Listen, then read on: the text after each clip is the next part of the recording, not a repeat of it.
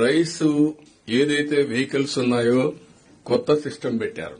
నాకైతే అర్థం కాదు. రైస్ ఫేర్ ప్రైస్ షాపులు ఉన్నాయి, మళ్ళా 3 రోజులకు 15 రోజులు ఈ వ్యాన్ తిరుగుతుంది, ఒక్కొక్క ఫేర్ ప్రైస్ షాప్ 4 రోజులు తిరుగుతుంది. అంటే ఇలాంటి సిస్టమ్స్ అనేటివి ఒక పద్ధతి లేని సిస్టమ్ తీసుకొచ్చారు.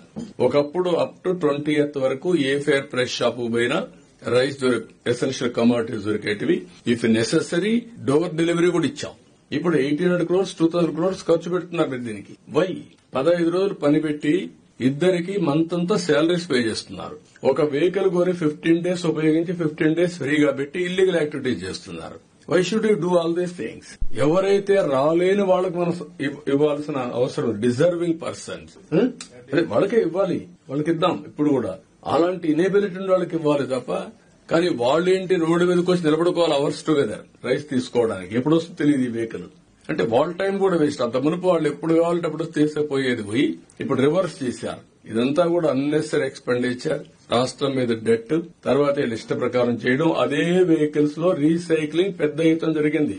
ఇప్పుడే మన వాళ్ళు చెప్పినట్టు కాకినాడలో ఒకే ఫ్యామిలీ 3 పొజిషన్లు, civil supplies corporation, rice millers association, MLA, port MLA. Where are we going? అంటే దొంగ చేతుల్లోకి తాళాలు ఇచ్చేసి వాళ్ళు ఏం చేసినా మనం ప్రేక్షకుల వారికి కూర్చున్నాం గవర్నమెంట్, లేకపోతే మనమే సపోర్ట్ చేశాం. దీంతో క్లియర్ గా రైస్ అంతా కూడా స్మగ్లింగ్, రీసైక్లింగ్ జరిగింది. కాబట్టి ఇవన్నీ చాలా లోపాలు ఉన్నాయి. ఇవన్నీ కూడా కరెక్ట్ చేయాల్సిన అవసరం ఉంది.